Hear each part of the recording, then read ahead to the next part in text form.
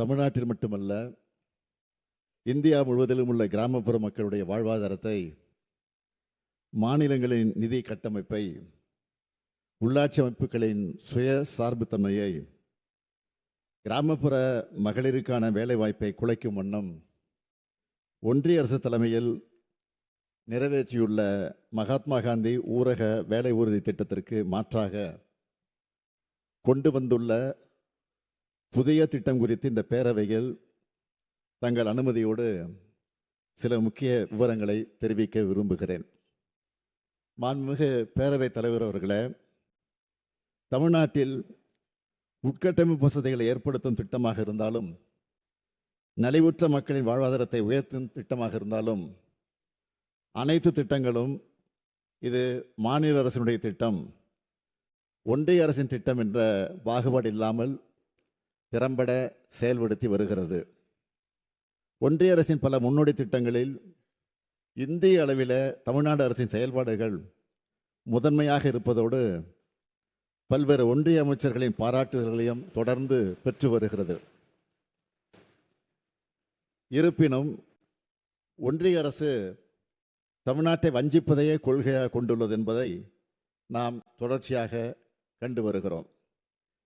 எந்த ஒரு ஒன்றிய அரசின் திட்டமானாலும் பணி முன்னேற்றத்திற்கு ஏற்ப நிதி விடுவிப்பதை செய்யாமல் உடனடியாக நிதி விடுவிப்பதை வேண்டுமென்றே தவிர்த்து காலதாமதத்தை ஏற்படுத்தி தமிழ்நாட்டின் வளர்ச்சியில் மாற்றாந்தாய் மனப்பான்மையோடு ஒன்றிய அரசு தொடர்ந்து செயல்பட்டு வருகிறது.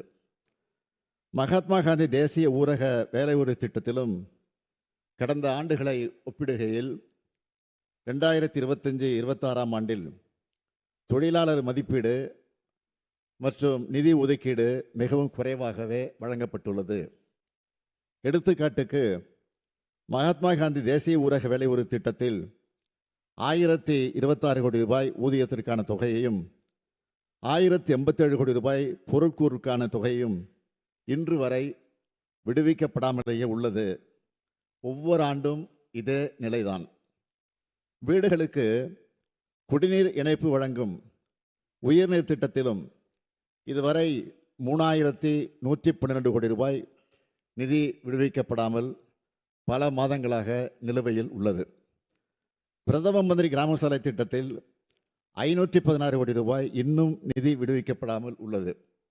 இப்படி இவர்கள் தாமதிப்பதால் பாதிக்கப்படுவது யார்?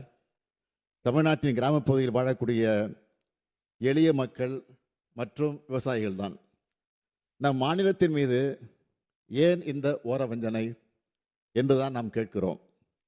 இந்த வஞ்சனையை எல்லாம் விஞ்சக்கூடிய அளவுக்கு தற்போது ஒன்றிய அரசு கிராமப்புற ஏழை எளிய மக்களின் வாழ்வாதாரத்தை அடியோடு வேறறுக்கக்கூடிய வகையில் மகாத்மா காந்தி தேசிய ஊரக வேலை உறுதி திட்டத்தினை மாற்றி அதற்கு பதிலாக வளர்ச்சியடைந்த இந்தியா ஊரக வேலைவாய்ப்பு உறுதி மற்றும் வாழ்வாதார திட்டம் என்று தமிழ் பொருள்படும் BBGR ராம்ஜி என்ற புதிய திட்டத்தினை அறிமுகப்படுத்தி உள்ளது.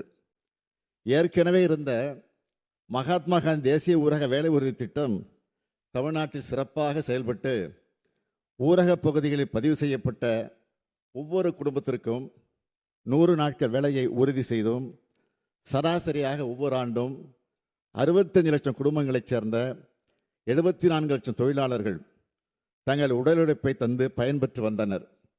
இதில் 85 விழுக்காட்டுக்கு அதிகமானோர் பெண்கள் என்பது குறிப்பிடத்தக்கது. இந்நிலையில் புதிதாக அறிமுகப்படுத்தப்படும் BBG ராம்ஜி திட்டத்தை அறிமுக நிலையிலேயே நமது நாடாளுமன்ற உறுப்பினர்கள் கடுமையாக எதிர்த்திருக்கிறார்கள். அனைத்து எதிர்க்கட்சிகளும் ஒன்றாக குரல் எழுப்பியிருக்கிறது. எனினும் மக்கள் குரலை மதிக்காத ஒன்றிய அரசு அந்த திருத்த சட்டத்தை நிறைவேற்றிவிட்டது. இந்த புதிய திட்டமானது மக்களின் தேவையின் அடிப்படையில் அமைக்கப்படவில்லை. இது குறித்து நான் ஏற்கனவே மாண்புமிகு பிரதம அமைச்சர் அவர்களுக்கு கடந்த 18/12/2025 அன்று கடிதம் எழுதியிருக்கிறேன். மாண்புமிகு பேரவைத் தலைவர் அவர்களே, இந்த புதிய வளர்ச்சியடைந்த இந்தியா ஊரக வேலை உறுதி மற்றும் வாழ்வாதார திட்டத்தின் கீழ் வேலைவாய்ப்புக்கான உரிமை என்ற அடிப்படையில் இல்லாமல் ஒன்றிய அரசால் நிர்ணயிக்கப்பட உள்ள உத்தேச ஒதுக்கீட்டின்படி வேலை வழங்கக்கூடிய நிலை ஏற்பட்டுள்ளது. எனவே தங்கள் அனுமதியோடு இப்பேரவையில் பின்வரும் தீர்மானத்தை நிறைவேற்றி தருமாறு கேட்டு நான் முன்மொழிகிறேன்.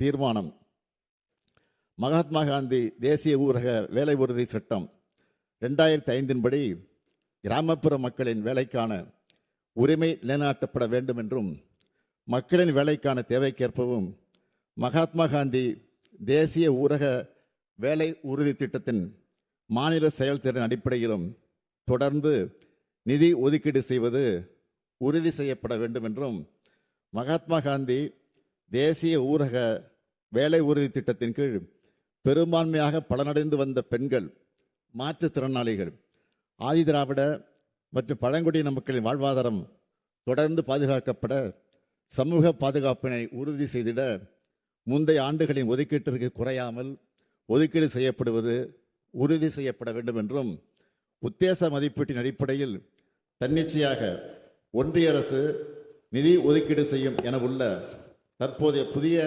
நடைமுறையை கைவிட்டு ஏற்கனவே மகாத்மா காந்தி தேசிய ஊரக வேலை உறுதி திட்டத்தின் கீழ் பின்பற்றப்பட்ட வேலைக்கான தேவைக்கேற்ப நிதி ஒதுக்கீடு செய்யும் நடைமுறையை தொடர வேண்டும் என்றும், மேலும் கூட்டாட்சி தத்துவத்திற்கு மதிப்பளித்து மாநிலங்களுக்கான ஒதுக்கீட்டினை வேலைக்கான தேவைக்கேற்ப பகிர்ந்தளிக்கும் வழிமுறையை மாநில அரசை வகுத்துக்கொள்ள அனுமதி அளிக்க வேண்டும் என்றும், இப்புதிய திட்டத்தில் மாநில அரசின் நிதி பங்களிப்பு 40% உயர்த்தப்படுகையில் மாநில அரசின் நிதி சுமையை கணிசமாக அதிகரிப்பதாக உள்ளது.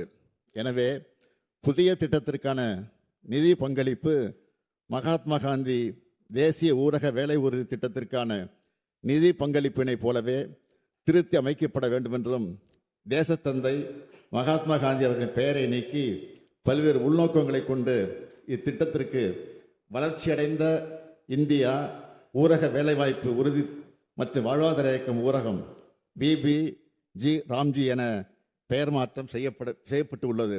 மகாத்மா காந்தி அவர்கள் இந்த தேசத்திற்கு வகுத்து தந்த கொள்கைகளையும் வழிகாட்டிய பாதையையும் எப்போதும் நினைவுகூரும் வகையில் இத்திட்டம் மகாத்மா காந்தி பெயரிலேயே தொடர வேண்டும் என்றும் ஒன்றிய அரசை இப்பேரவை ஒருமனதாக வலியுறுத்துகிறது. மாண்புமிகு பேரவைத் தலைவர் அவர்களே, இந்திய நாட்டின் கிராமப்புற மக்களின் வாழ்வாதாரத்தை பாதுகாத்திட மகாத்மா காந்தி தேசிய ஊரக வேலை உறுதி சட்டம் 2005 விதிமுறைகளின்படியே மகாத்மா காந்தி தேசிய ஊரக வேலை உறுதி திட்டம் தொடர்ந்து செயல்படுத்தப்பட வேண்டும் என்ற வகையில் மேற்படி தீர்மானத்தை இந்த சட்டப்பேரவையில் நிறைவேற்றி தர வேண்டும் என்று அனைத்து உறுப்பினர்களையும் தங்கள் வாயிலாக கேட்டு அமைகிறேன். நன்றி.